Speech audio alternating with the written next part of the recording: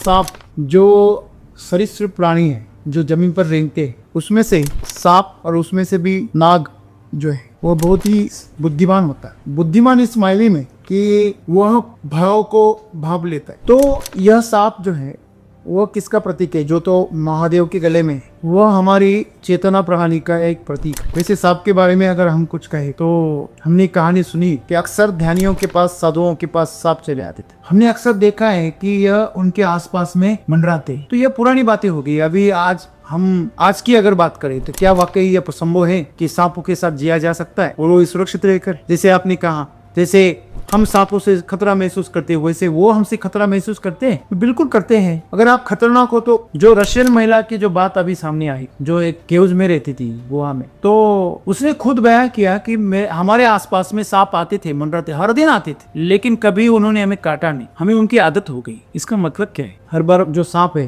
तो ऐसे थोड़ी निकल जाएगा नींद में, ऐसे तैसे, कभी कभी खेलते खेलते, बच्चियां भी थी तो कुछ तो घटना हुई होगी ना, लेकिन नहीं हुई। अगर आपके दिमाग में उसके बारे में डर पैदा हो गया ना तो ही वो खतरा साबित हो, नहीं तो सदगुरु आज हमें वही बता रहे कि सांप जो है दूसरे जितने जीव हैं, जो प्राणी हैं, उनकी तुलना में थोड़ा अधिक जानता है। अगर अमेरिका में यहाँ से धरती का दूसरा छोर, वहां पर अगर कोई भूकंप होने वाला है तो हमारे भारत में जो पहाड़ों में सांप है वो भाप लेते कि वहां भूकंप होने वाला, तो उसकी जो संवेदनशीलता है वो बहुत गहरी है। सदगुरु मजेदार बात कहते हैं कि आपके पास कान है, सांप के पास वो कान भी नहीं है, इसलिए वो लोगों की गपशप नहीं सुनते। हमारे दिमाग में सबसे ज्यादा कचरा जो भरा जाता है ना, वो दूसरों की गपशप से भर जाता है। ये हमेशा याद रखो। आपका जीवन कान होने से गपशप में चला जा रहा है। आपके पास कान है तो उन कानों का हम कितना अच्छा इस्तेमाल करते हैं। आप खुद को पूछिए कि हमारे कान से जो भी चीजें अंदर जा रही है उस पर हमारा नियंत्रण है कि नहीं है। तो आपको यह समझना बहुत जरूरी है कि हमारे अंदर जो चेतना है उसकी सुरक्षा के लिए ये सांप। आपको बाहर की दुनिया में ध्यान नहीं देना है। गपशप कहाँ से आती है? बाहर से आती है। आपको आपके कान को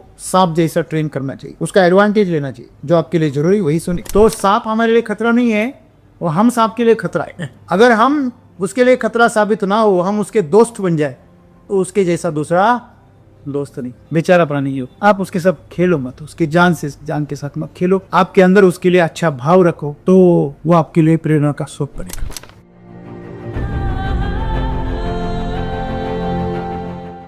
हमें पता है कि सांप जैसे जानवर हमारे लिए नुकसान पहुंचाते हैं या उनसे हमारे लिए खतरा हो सकता है। तो क्या सांप को भी वैसे पता होता है कि कौन उसके लिए खतरनाक है और कौन है? वो कैसे पहचानता? सदगुरु आज आपल्याला सांगता है सांप किसी दूसरे जीव की तुलना में अपने आसपास हो रही घटनाओं के बारे में अधिक जानता है, क्योंकि उसके पास गपशप सुनने के लिए कान नहीं होते, केवल प्रत्यक्ष बोध होता है। मतलब सांप ना भूतकाल में जीता है ना भविष्य में, वो सिर्फ वर्तमान में, मतलब हर वक्त एक्टिव होता है। वैसे हम एक्टिव होते काम किस गए, वो गपशप हमारा मन करता है हमारे से, उसे कैसे ना।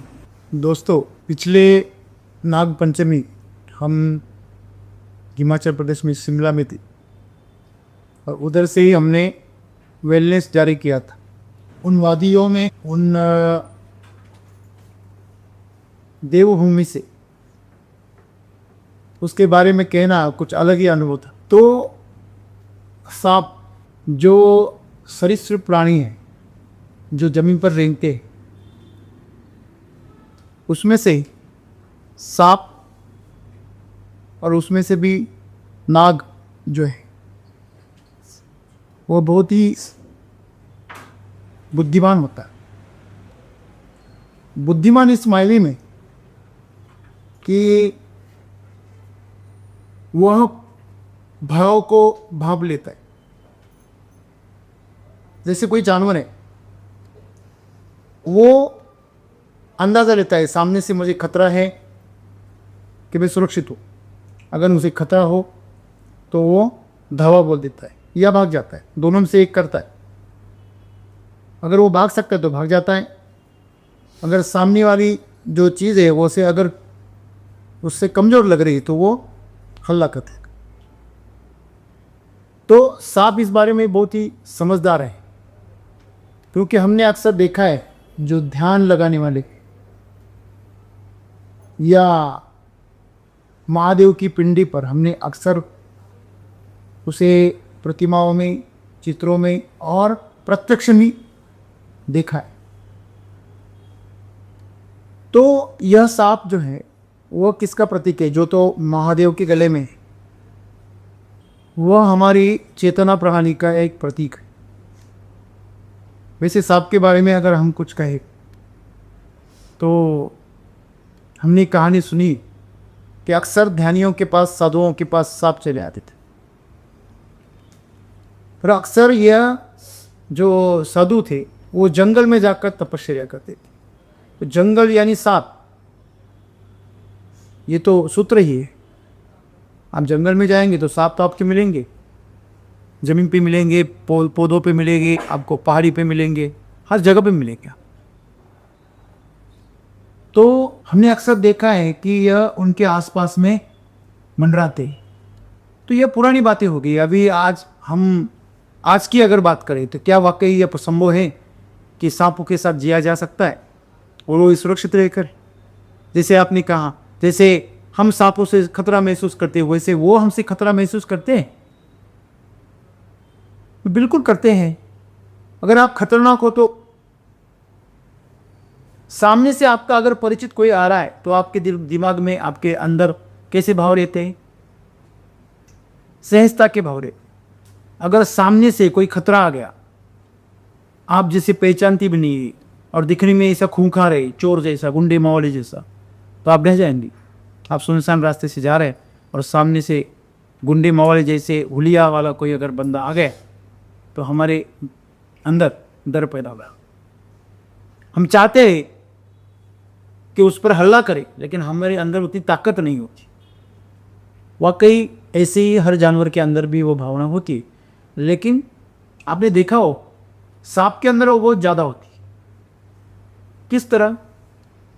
जो रशियन महिला की जो बात अभी सामने आई, जो एक केव्स में रहती थी गोवा में, तो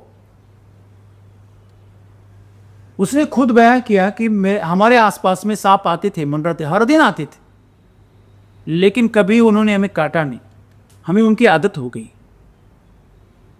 इसका मतलब क्या है? हर बार जो सांप है तो ऐसे थोड़ी निकल जाएगा।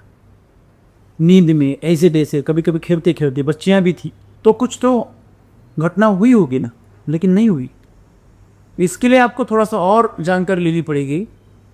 एक वीडियो में बच्चों के पास में एक अजगर को छोड़ा गया, अच्छा मोटा सा, जो उन बच्चों को निगल सकता था, उनको कुंडली मार सकता था। तो आपको जानकर हैरानी होगी, बच्चे उस अजगर के साथ खेल रहे,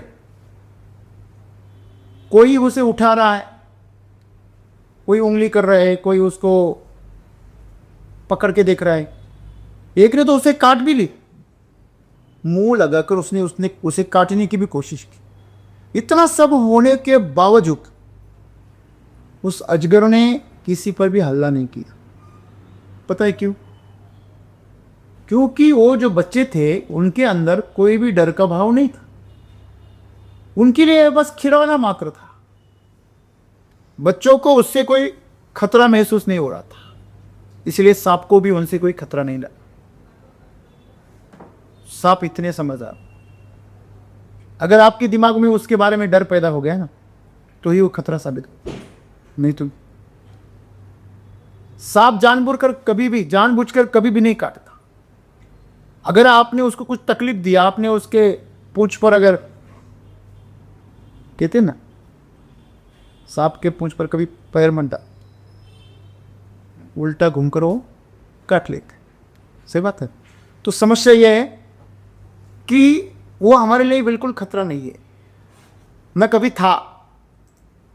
मैं आपको बता दूं कि हमारे खेत में दो बहुत बड़े सांप थे, दोनों भी नाक थे। तो मैंने उनका एक दो बार मिलन भी देखा था।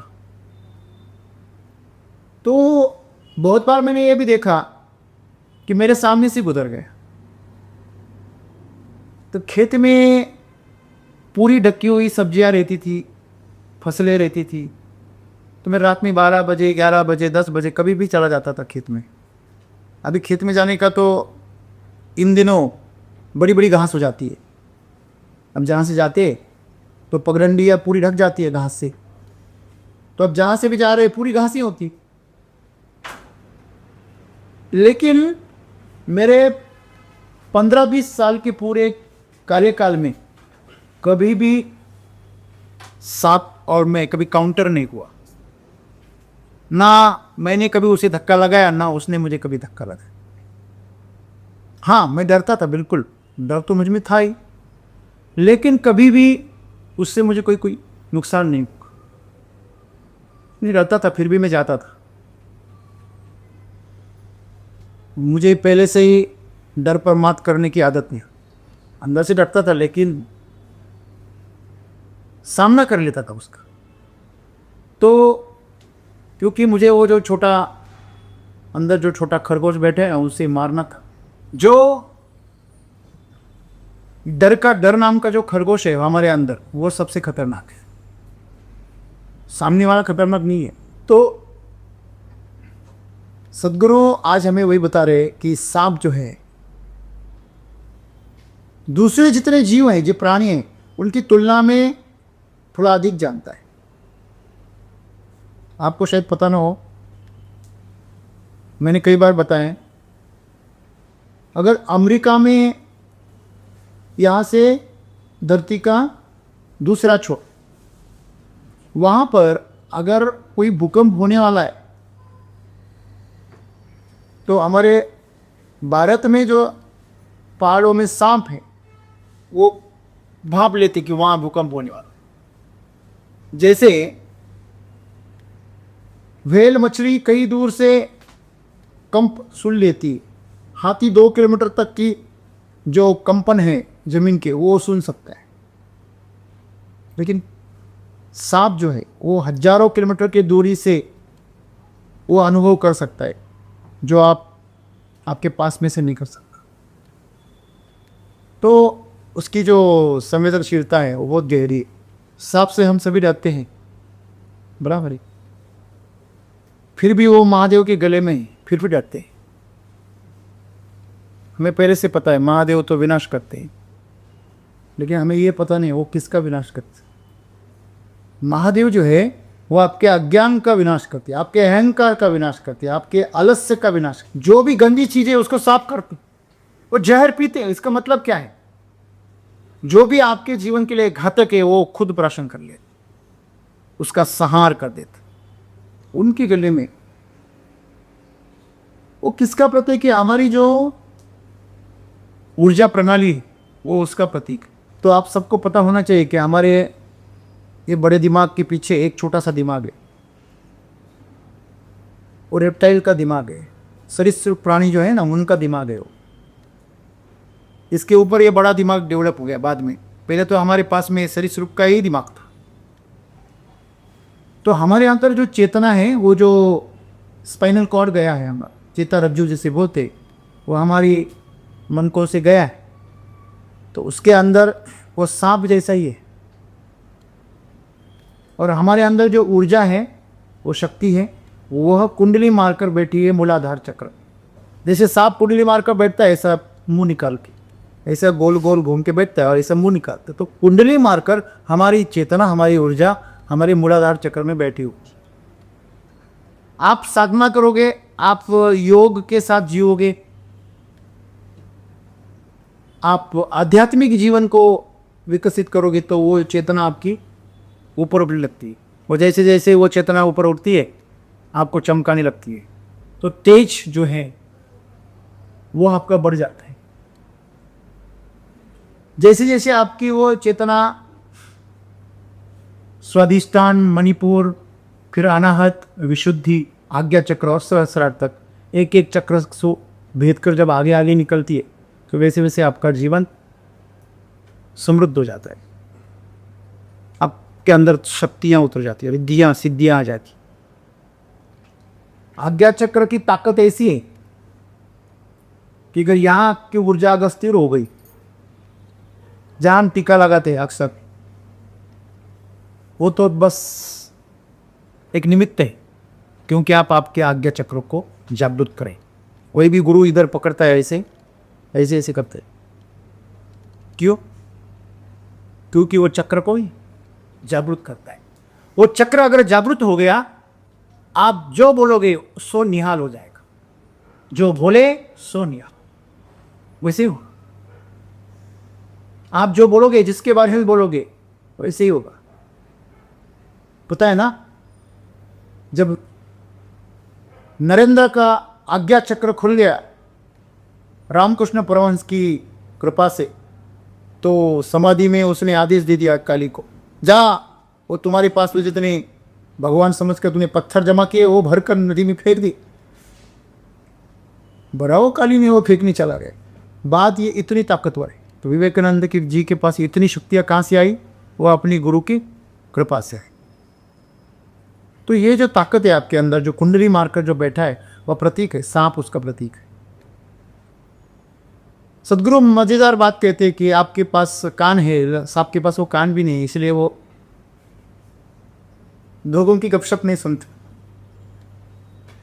हमारे दिमाग में सबसे ज्यादा कचरा जो भरा जाता है ना, वो दूसरों की गपशप से भर जाता है। ये हमेशा याद रखिए।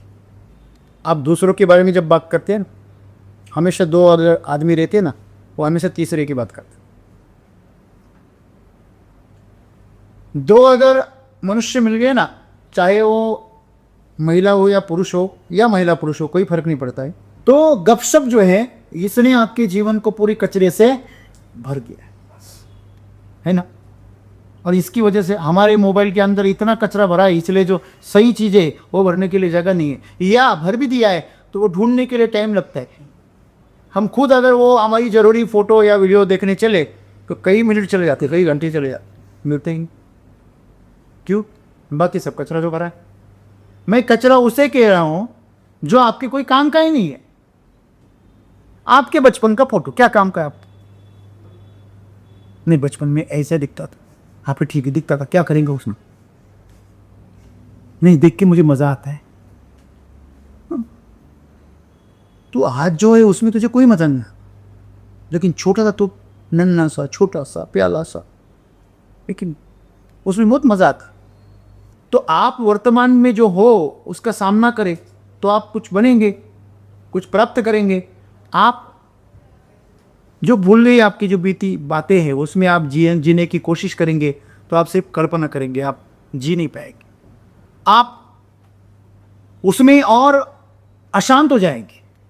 अरे पहले अच्छा था, अभी क्या है, ठीक है जिंदगी है, हाँ फिर मर क्यों नहीं जाता, हाँ वापस पैदा हो जाएगा और वापस बच्चा हो जाएगा। तो सांप के पास कान नहीं है इसलिए वो गपशप नहीं सुनता, इसलिए उसके पास सिर्फ बोध है। थोड़ी मज़ेदार बात है, उन्होंने थोड़ा हमारे साथ थोड़ा सा मजाक किया है, हाँ? हमें ताना मारा है उन्होंने थोड़ा। आपका जीवन कान होने से गपशप में चला जा रहा है। आपके पास कान है तो उन कानों का हम कितना अच्छा इस्तेमाल करते हैं। आप खुद को पूछिए कि हम हमारे कान से जो भी चीज़ें अंदर जा रही है उस पर हमारा नियंत्रण है कि नहीं है। मुंह के अंदर जो चीज़ें जा रही है उसके ऊपर हमारा नियंत्रण है कि नहीं। कान के अंदर जो जा रहे हैं उसके ऊपर नियंत्रण है कि नहीं। हम बड़े जहां पे बहुत ही शोर है, ऐसी जगह पे भी जिसकी बात सुननी है उसकी सुन सकते, कर सकते ना ऐसा। ये हम क्षमता हमारे पास है। कान खुले होने के बावजूद भी हमें जो सुनना है हम वही सुनेंगे।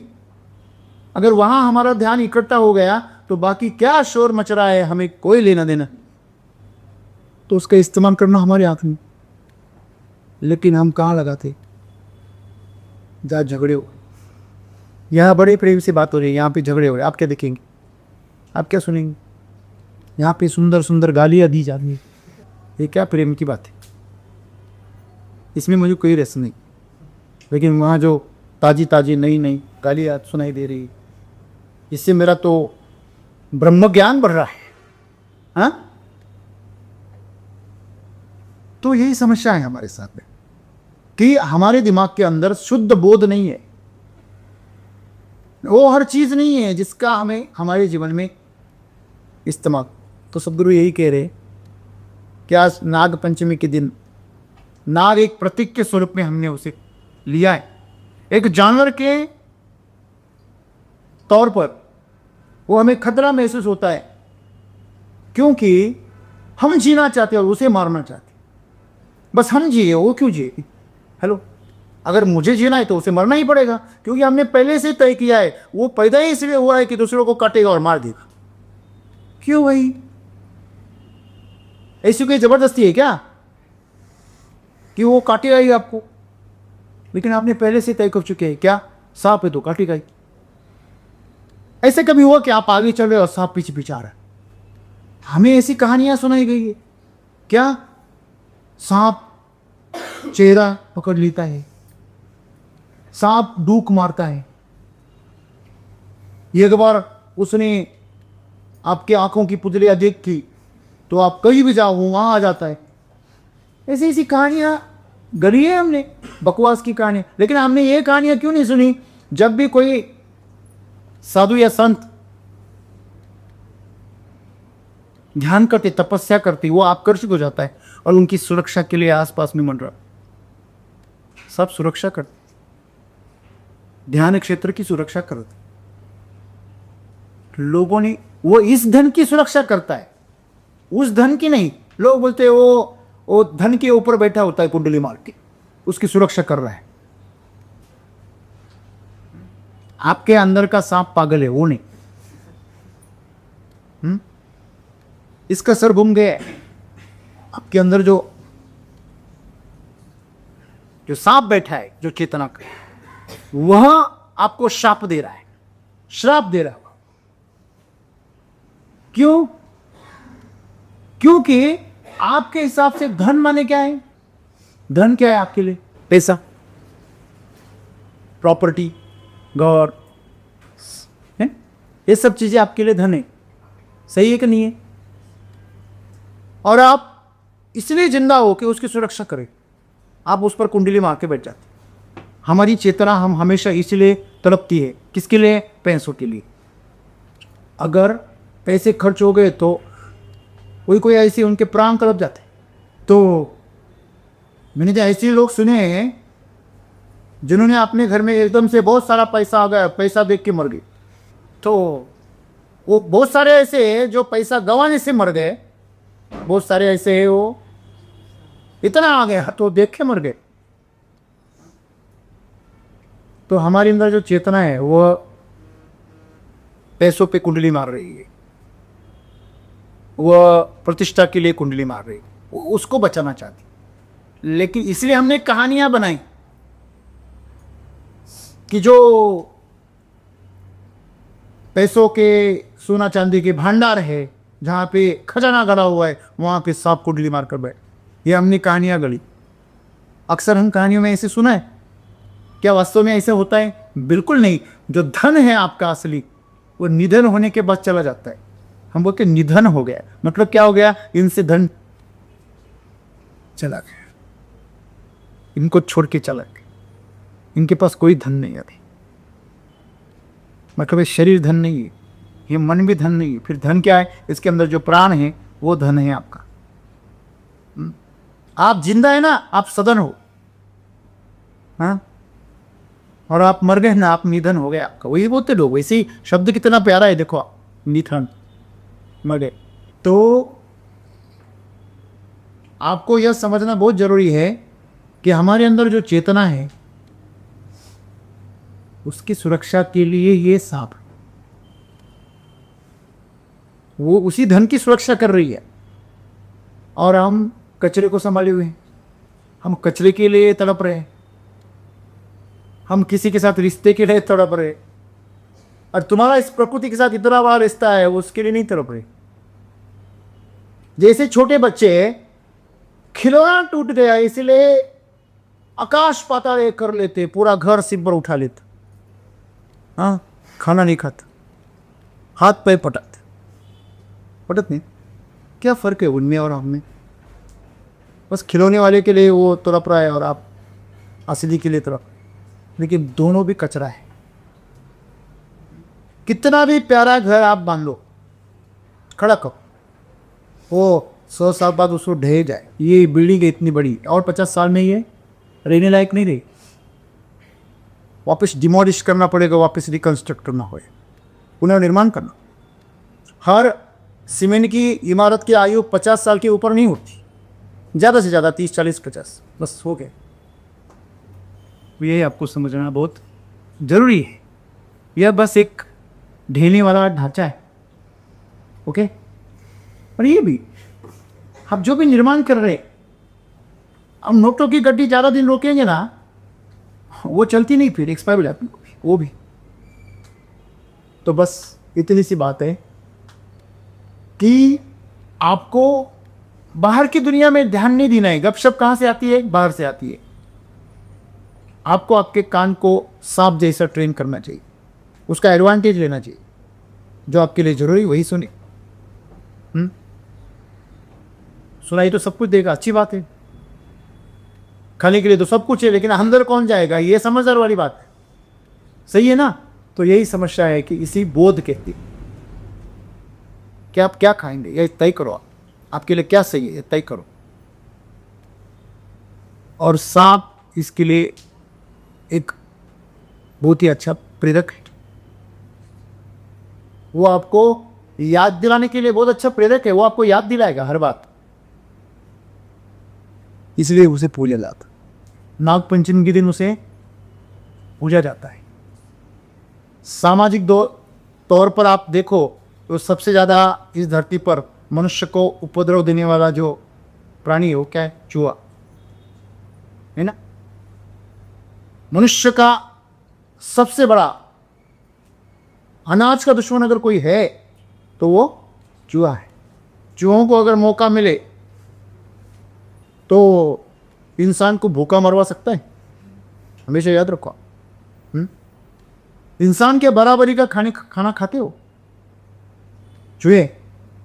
हाँ, आप एक दो को आने दो, पलटन बनने में देर नहीं लगती। आओ, बड़ी तेजी से फेंकते हो। तो उनको नियंत्रित करने के लिए सांप जैसा दूसरा परिपूर्ण प्राणी नहीं है ना। तो यह जीवन का चक्र है। इसमें उसका सामाजिक तौर पर, सांसारिक तौर पर, आध्यात्मिक तौर पर सभी आयामों से उसका एक महत्व है। तो इसलिए सब गुरु कहते हैं सांप जो है वो किसी भी दूसरी जीव की तुलना में बहुत ही समझदार होता है, वो ज़्यादा जानता है। आपके मन में अगर कोई डर नहीं है तो सांप आपके शरीर के ऊपर से निकलते हैं, कुछ नहीं करेगा। लेकिन हम पहले से ही मर जाते। सांप उधर से दिखा, अरे इधर से मर जाते। मैं आपको बता रहा हूं, मैं भी डर सकता हूं, क्योंकि हम पहले बचपन से वो सुनते आए। हमारे दिमाग में बहुत गहरे तक ये बात उतर चुकी कि सांप हमारे लिए खतरा है। वाकई वो नहीं है। आगे बात समझ में? तो सांप हमारे लिए खतरा नहीं है, वो हम सांप के लिए खतरा है। अगर हम उसके लिए खतरा साबित ना हो, हम उसके दोस्त बन जाए, तो उसके जैसा दूसरा दोस्त नहीं। बेचारा प्राणी हो, आप उसके साथ खेलो मत, उसकी जान के साथ मत खेलो। आपके अंदर उसके लिए अच्छा भाव रखो,